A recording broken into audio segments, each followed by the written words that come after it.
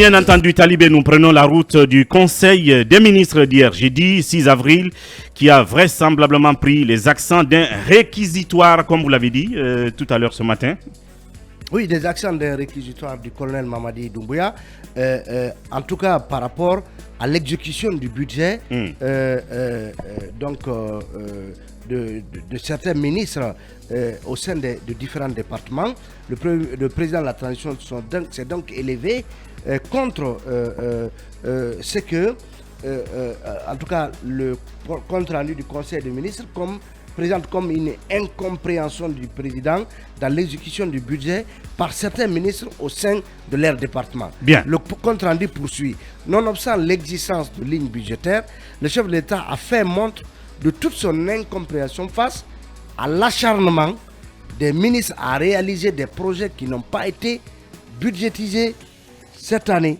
Bien. C'est-à-dire qu'il y a des ministres qui se donnent le droit de financer... De faire des dépenses extra-budgétaires. Extra-budgétaires. Voilà, c'est ce que le président a dénoncé lors de ce conseil des ministres, parce que, vous le savez, le budget, justement, prévoit les dépenses. En tout cas, au sein des différents départements, il y a des priorités qui ont déjà été ciblées en amont avant donc que ce budget ne soit examiné par le CNT, puisque nous sommes en transition, par le CNT, et que ce budget soit adopté conformément aux lignes, aux priorités qui ont déjà été définies. Donc le président dénonce cet état de fait. Malheureusement, le compte rendu du Conseil des ministres ne nous en dit pas l'ampleur. Il n'y a pas d'exemple de cité dans ce compte rendu. Mais ça veut dire déjà qu'il y a problème. Lorsque les ministres peuvent le faire, ça veut dire qu'il y a une chaîne de responsabilité. Parce que les ministres, ils formulent des besoins en termes de décaissement. Ces besoins vont, en tout cas, au ministère du Budget, au ministère des Finances. Et ça veut dire qu'il y a une chaîne de responsabilité. Un ministre, il a beau avoir les meilleurs projets improvisés du monde, l'argent ne viendra pas de sa poche. L'argent, donc, vient du Trésor et via le ministère de l'économie et des finances, le Trésor public et la Banque centrale. Donc, à la matière, ça veut dire qu'il y a une sorte de négligence, une sorte même de complicité qui ferait que des ministres se permettraient de financer des projets qui ne sont pas budgétisés, qui ne sont pas donc prévus dans le budget de cette année. Et plus loin, le président dit, et c'est là,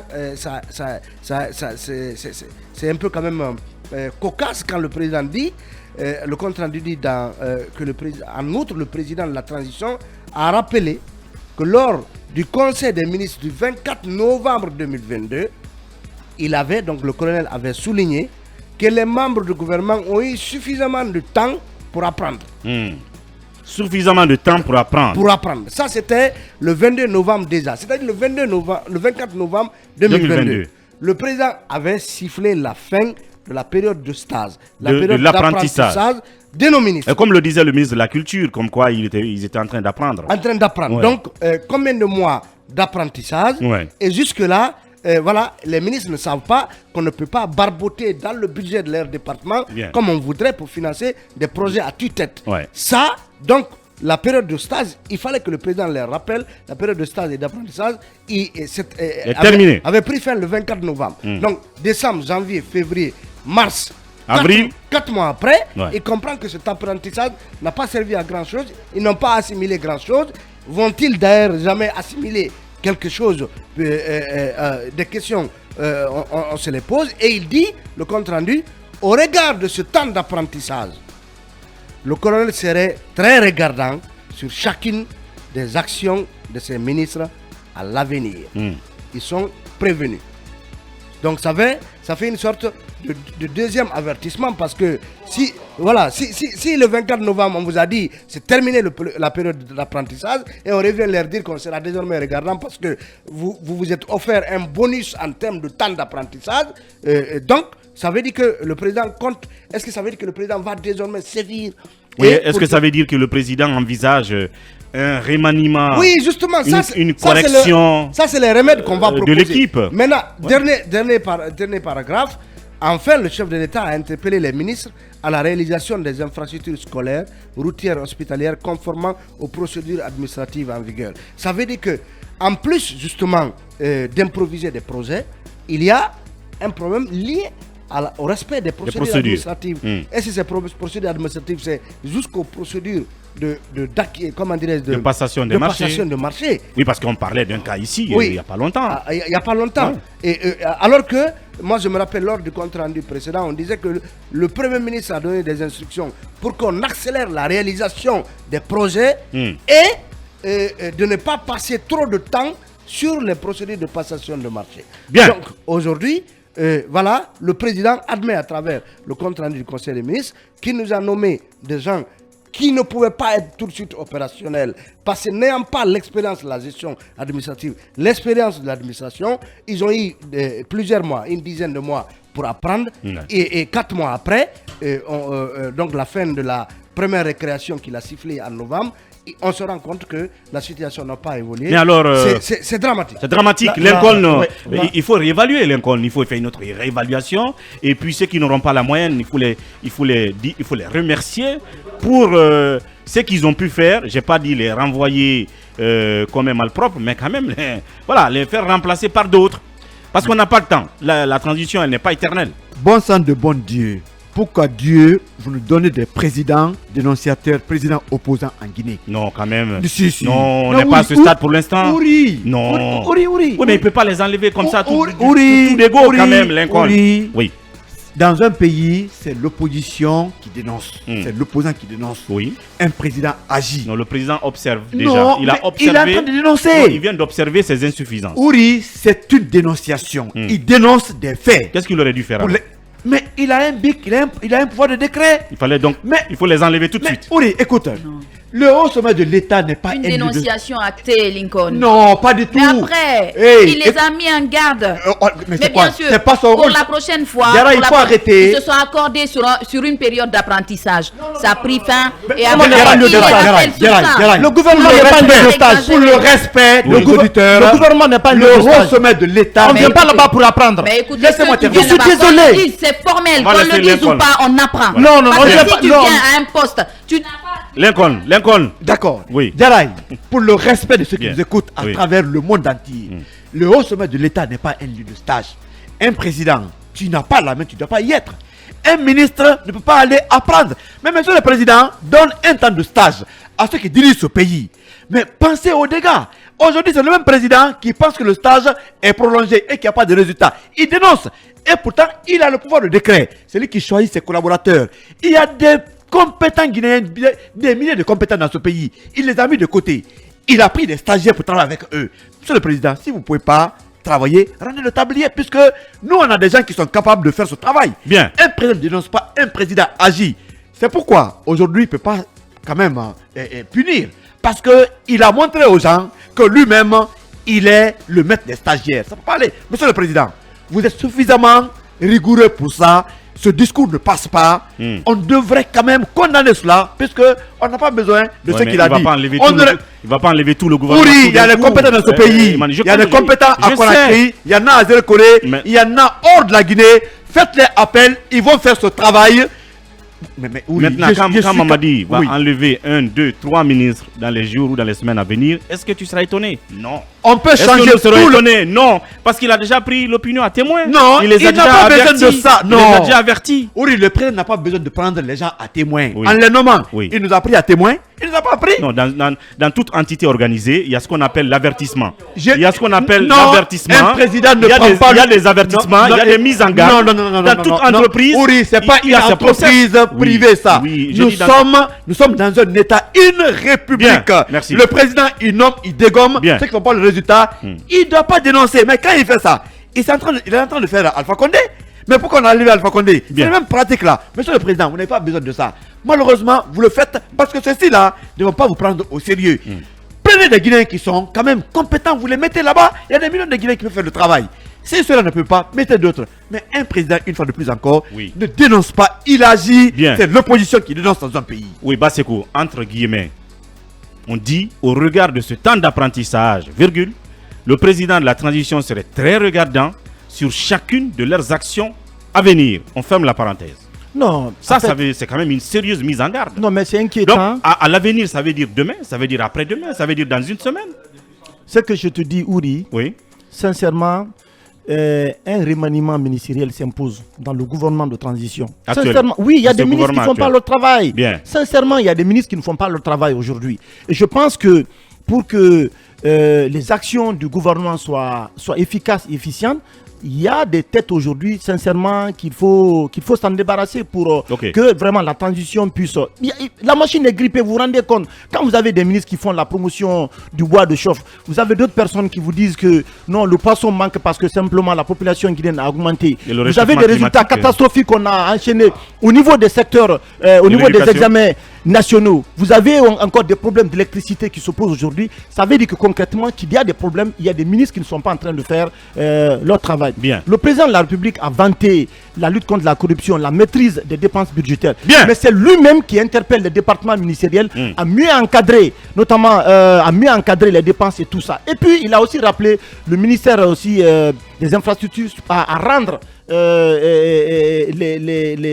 les domaines, en fait, les édifices. Attends, ça veut dire qu'à ce niveau aussi, qu'il y a beaucoup de problèmes. Si vous prenez les domaines de Cameroun et de Cameroun qui ont été démolis et récupérés, ça aussi, il n'y a pas un plan de viabilisation aussi. Ça aussi, sur le sujet, le président a aussi interpellé. Bien. Donc, il y a des problèmes. Lui-même, il est conscient. Mais je ne suis pas d'accord qu'on dise qu'on doit venir dans un gouvernement pour apprendre. Bien. Parce qu'on est là pour satisfaire des citoyens, des populations qui ont quand même qui ont besoin de beaucoup de choses et qui doivent avoir accès à l'eau potable, à une meilleure santé et à plein d'autres choses. Mais lorsque vous avez des ministres qui sont arrivés en stagiaire, comment voulez-vous qu'on ait vraiment des résultats efficaces dans les actions que nous entreprenons? Je pense que c'est le président de la transition et le CNRD qui sera comptable, en tout cas, de tous les dysfonctionnements que nous allons constater. Donc c'est le temps vraiment de débarquer ceux qui ne sont pas à la hauteur de la confiance qui a été placée en eux. Merci. Yaya, là-dessus.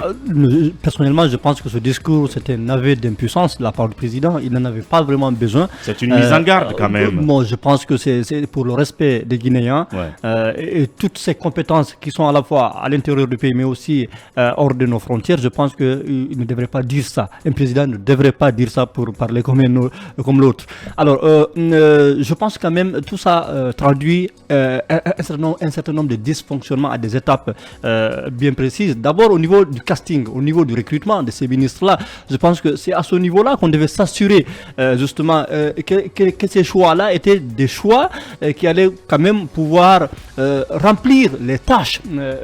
Vous savez quand même, être ministre de la République, c'est une fonction prenante, c'est une fonction, c'est une charge assez lourde. Je pense qu'à ce niveau-là, il y a eu des ratés au niveau du casting. Je continue rapidement pour dire à quoi ont servi les retraites à Forêt-Caria et tout ce qu'on a vu après dans les séminaires et autres là. Je pense qu'on devrait mettre à profit ces moments-là pour essayer de tracer la route, de fixer le cap et d'indiquer la manière dont on souhaiterait que la chose publique soit conduite dans notre pays. C'est pour moi aussi, toutes ces retraites-là ont été également un échec. Si aujourd'hui, plus d'1 an après, on revient à ce bilan-là. Donc il faut revoir le gouvernement. Absolument. Bien. Nous restons encore là-dessus, puisque après, Gary va se prononcer, Cabinet Fofana, tout comme vous autres qui nous envoyez vos messages. Le temps de cette pause et nous reviendrons. Merci de nous retrouver une fois encore. Et puis on reste sur le Conseil des ministres, les remontrances du président de la République, les mises en garde. Oui, c'était Garay là-dessus. Oui, Garay. Oui, moi je me dis tacitement que quand on met quelqu'un à un poste de responsabilité, il apprend. Même si on ne le dit pas, peut-être que dire qu'ils étaient en stage, c'est un abus de langage. Non. Oui, mais bien sûr, non, ça peut être un abus de président. Mais c'est le président qui le dit, Garay. Oui, c'est pourquoi il le dit. C'est le président qui le dit. Mais après, quand on met quelqu'un à un poste de responsabilité, qu'on le dise ou pas, la personne apprend. Bien. La personne apprend, même s'il y a une période. Il y a un temps pour s'adapter. Il y a un temps pour s'adapter, mais tout au long de notre fonction, on apprend quelque chose. Ça devient une expérience. Ça devient une expérience. Je pense que... Il y a des prérequis. Oui, il y a des prérequis. On doit voir. Mais moi, je ne suis pas là à condamner ce que le président a fait. Parce que moi, je me dis que non, il a même bien fait. Il a même bien fait de les interpeller et de les mettre en garde. Même quand il ne le fait pas publiquement. Mais j'estime que en tout cas dans leur cercle, pardon, il peut le faire. Bien. Il peut le faire parce que quand tu mets quelqu'un à un poste de responsabilité et qu'il ne joue pas bien son rôle, même si tu ne le clames pas haut et fort, mais je suppose que entre vous deux, vous l'appelez, vous l'interpellez sur ça, et puis vous respectez les normes à suivre. Justement, vous l'interpellez une première fois, et c'est ce qu'il a fait. Bien. Il a sonné la fin de la période de stage le 24 novembre, et après ils ont continué à prolonger les mêmes pratiques. En avril. Et après, il revient pour dire qu'il ne sera plus d'accord avec ce qui se passe et qu'il doit y avoir quand même de la rigueur dans la gestion de la chose publique. Je pense que c'est le mieux qu'on pourrait faire. On ne peut pas quand même prendre une décision sur un coup de tête. Comment on le connaît pour quelqu'un de pragmatique? Qu'est-ce qu'il doit faire en dehors ou au-delà de la théorie de mise en garde? Maintenant qu'il a sonné l'alerte, je pense que tous les ministres qui vont aller au-delà de cela, il doit quand même les démettre de leurs fonctions. Parce qu'aujourd'hui, on ne peut pas quand même aller dans la débandade financière. C'est très important. Moi, je n'encourage pas cela. Si vous regardez même bien mes interventions dans cette émission, je suis contre, en tout cas, la gestion qui n'est pas quand même une gestion saine. Donc, je pense qu'il a bien fait de les interpeller par rapport à cela. À partir de maintenant, les ministres sauront ce qu'ils doivent faire si justement ils veulent rester à leur poste pour donner des résultats escomptés, ou à défaut, voilà, ils vont quand même subir la rigueur du président de la République, du président de la transition. Bien, oui, Kabine Fofana, je pense que c'est le moment pour vous, pour l'association Sciences Po, de faire une étude d'opinion, pour faire une sorte de sondage sur le gouvernement, parce que là, il faut qu'on l'on sache ce que les citoyens pensent de chaque ministre, qu'on les note, et peut-être qu'on aide le président de la transition à les évaluer. Et ça peut être un outil à la décision, n'est-ce pas? Oui, un baromètre politique, voilà, pour voir un peu. C'est important, je crois que c'est le moment.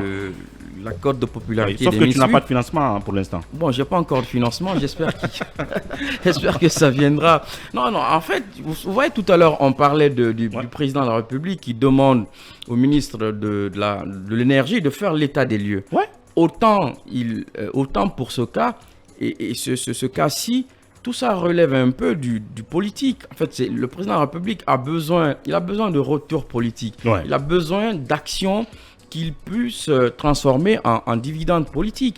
Et demander aux ministres de faire vite et d'apprendre et de faire des résultats est un travail qui, de mon point de vue, relève plutôt du Premier ministre. Moi, je pose véritablement la question de savoir quel est ce travail de management, de coordination auquel le Premier ministre est en fait attelé, auquel il devrait s'atteler. Donc le président est en train de faire là le travail de Bernard Goumou?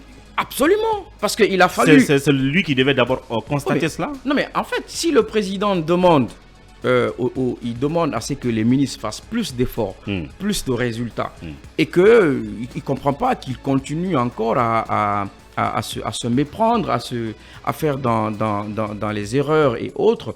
Je pense que cet atterrement dont le président fait allusion, ce travail de management, d'ingénierie et d'appariement relève du Premier ministre. Oui, mais vous savez, je pose la question de savoir... Cabinet sous nos tropiques ici, vous êtes un politiste et tout.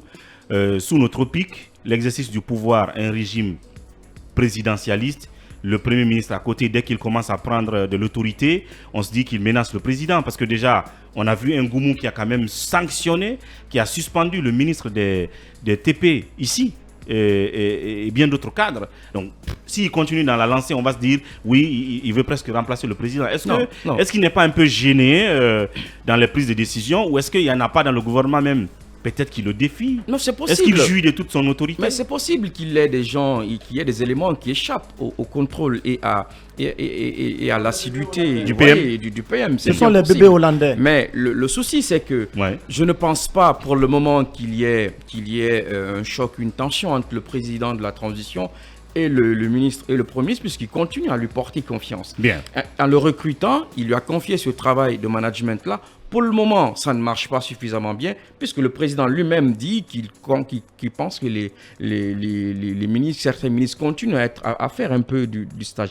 Vous savez, la difficulté à laquelle le président est confronté aujourd'hui dans le travail gouvernemental est celle inhérente aux régimes qui ne sont pas des régimes démocratiques. Vous voyez par exemple les élections à mi-mandat aux États-Unis ou les élections législatives servent à faire l'état des lieux du travail gouvernemental et ça permet souvent de remanier. Réajuster, de remanier. Il y a cependant un contexte guinéen qui fait que c'est très très difficile de constituer un gouvernement en Guinée. C'est très difficile. On a vu lorsque le CNRD est arrivé, vous savez, Alpha Condé prenait 2 mois pour faire le gouvernement. On a pensé que c'était si facile. Mais le CNRD, le président Mamadi Doumbouya a pris autant de temps pour en nommer. C'est très compliqué. Autant vous avez des ressources humaines abondantes, importantes, mais le choix d'aller sur tel ou tel autre est difficile et ce travail d'appariement-là est très compliqué. Moi, je pose véritablement la question et encore une fois, à quoi sert le Premier ministre dans ce travail-là? Parce que ce n'est pas le président de la République qui devrait, en Conseil des ministres, demander, faire le constat que certains ministres ne se bougent pas assez, alors que le Premier ministre aurait dû le faire en amont. S'il ne le fait pas, pourquoi il ne l'a pas fait? Ou peut-être qu'il ne, comme le dit Gianni Alpha. Donc ça veut dire que le Premier ministre est la première cible de ces remontrances. C'est ce que vous voulez dire? Il est la première cible. Je pense que le président devrait textuellement demander au Premier ministre qu'est-ce qu'il fait pour que ce travail... Parce que normalement, il appartient au Premier ministre d'organiser le gouvernement. Certes, c'est le président de la République qui nomme au poste, mais il a la possibilité de dire aujourd'hui, et puis voilà, il y a aussi ces rapports qu'on a fait. On a fait des rapports, le Premier ministre, d'évaluation. Ça a servi à quoi? À quoi? Bien sûr. Mohamed Kaba nous rappelait ici qu'il y en a qui avaient eu 0,2 sur 20. Oui, mais ça a servi à faire des permutations. Oui, parce qu'il n'y a pas eu de remaniement, mais il y a eu une permutation, on a enlevé certains quelques permutations. Oui, performance. Non, mais c'est 1% sur ce 100. Oui, bien sûr. Bien. Alors, Mamadou, oui. Cabinet parlait de ces évaluations. On nous en parle depuis l'époque de Béavogui. Mais il y a toujours eu un silence total par rapport aux résultats de ces évaluations. Basekou lâché un mot tout de suite, on nous a offert un spectacle de signature de contrat de performance avec des ministres dont on sait d'ailleurs qu'ils étaient encore en apprentissage. Il y a une dichotomie, il y a quand même un total divorce entre justement ces opérations-là et la réalité. Parce que si vous dites que vous étiez en apprentissage jusqu'en novembre 2022, ça veut dire que le gouvernement a passé 1 an d'apprentissage. Alors que quelqu'un disait ici que le standard c'est 3 mois. Quand vous venez déjà avec 100 jours. Avec les prérequis, vous venez avec des compétences, vous venez avec des aptitudes intellectuelles. Quand vous venez, vous vous adaptez aux réalités de votre ministère, vous cherchez à en connaître les dossiers brûlants pour vous attaquer à la tâche pour laquelle vous avez été désigné. Ce n'est pas le cas. Aujourd'hui, on se pose des questions sur justement le leadership du Premier ministre. Moi, je me rappelle, lors des premiers comptes rendus, quand il était même Premier ministre par intérim, il se montrait enthousiaste. Il a même parlé d'une évolution de l'exécution des tâches du gouvernement de 40%, 60% en moins de 2 semaines, 3 semaines. On n'a plus ces statistiques, on n'a plus ces données-là. Aujourd'hui, il y a une sorte de panne-chaise au sein de ce gouvernement qu'il va falloir... justement à laquelle il va falloir remédier à cette panne-chaise. Il faut qu'il y ait un remaniement. Il faut qu'on réajuste le gouvernement pour lui donner ce punch dont le Premier ministre a besoin. Sinon, les gens vont s'installer dans leur zone de confort et dire que non, le président... Ça nous amène à nous poser la question, est-ce que finalement, le colonel, n'a pas les mains et les poings liés? Est-ce que le président...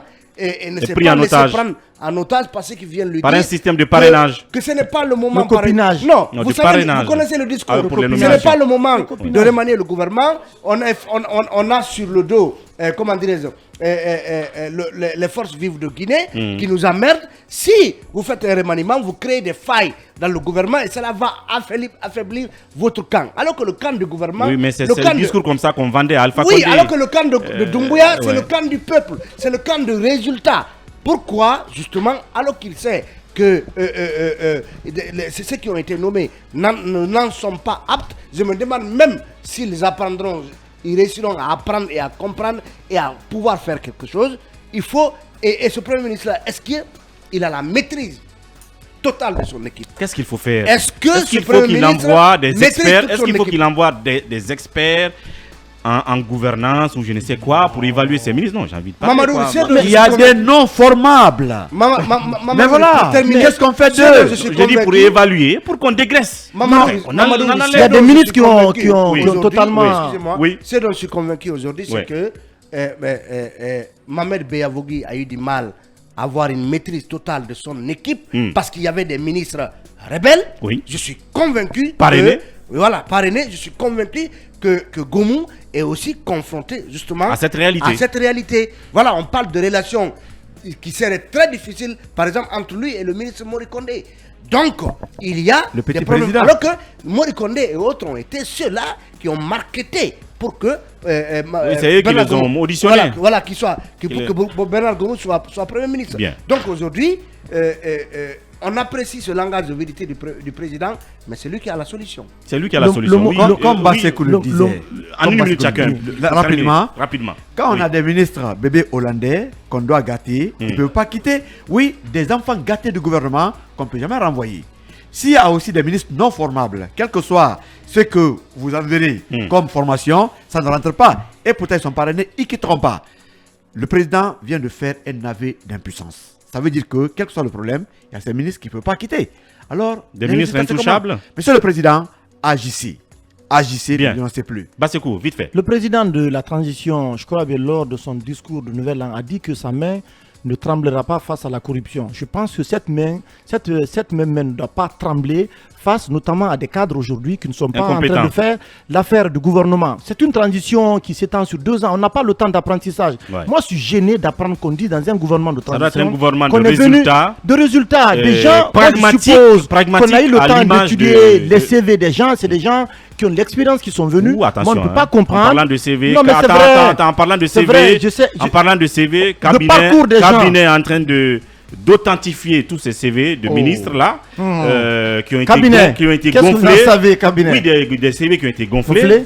Et puis des gens. Donc on a menti aux gens. Oui, on a au président surtout. On a menti au président parce que la fameuse pourquoi ne pas mener une enquête de moralité, la fameuse justement villa 5 ou 4 ou 8, je ne sais quoi, puisque tout est fini là-bas, on assaisonne tout, on dit au président voilà, le CV il est tout bon, il est irréprochable. Donc voilà, il a été certainement trompé, pas sur la totalité selon ce qu'on dit, mais sur presque la moitié, n'est-ce pas, des profils. Les gens sont allés fabriquer la moitié des CV. Profils, oui, bien sûr. Je pense qu'une enquête de moralité doit être menée, mais encore une fois, d'authentification des diplômes. Je te jure qu'il est urgent pour le président de la transition de débarquer les ministres qui ne sont pas à la hauteur, la confiance placée en eux. Le peuple veut des résultats. Il y a des secteurs aujourd'hui où il y a de sérieux problèmes. On ne peut pas comprendre cela. Oui. Alors rapidement, je voudrais tout simplement souligner une autre difficulté que nous avons en Guinée. C'est au niveau des collaborateurs des ministres. Alors ailleurs, nous savons que le ministre a un pouvoir de choisir ses collaborateurs dans la composition de son cabinet. Mais ici, je pense qu'on n'a pas cette liberté-là, on n'a pas cette possibilité-là pour un ministre de choisir ses collaborateurs. Et lorsque vous n'avez pas cette possibilité-là, ça veut dire qu'on va vous proposer des gens dont vous ne connaissez pas leur façon de travailler, leur parcours, mais ça sera très compliqué de faire ensemble des boulots. Donc c'est très compliqué. Je pense qu'on devrait réformer un peu notre administration, voir comment intégrer cette dimension-là dans notre administration pour que des ministres puissent choisir leurs collaborateurs, notamment pour ce qui est de leur cabinet. Bien. Encore une fois encore, le moment est venu pour une réévaluation de ces ministres. Mais est-ce que le président agira après cette mise en garde? Et bien entendu, on verra tout ça et nous-mêmes, on va faire des tests, des évaluations. Le cabinet va certainement s'y mettre. Il va ouvrir un canal sur notre page Facebook pour sonder, évaluer tous ces ministres-là. Et tout ça pourra contribuer à la prise de décision, une aide à la décision, si le président est bien intéressé par ça. Parce qu'il faut dire une chose, il est ambulé, il est entouré, on l'a fini de l'enfermer. Il y en a même qui jurent autour de lui de l'avoir sécurisé pour que personne n'y rentre, pour que les bonnes personnes ne viennent pas le trouver pour lui donner les conseils. Quand c'est comme ça, vous n'êtes pas loin du sort de quelqu'un.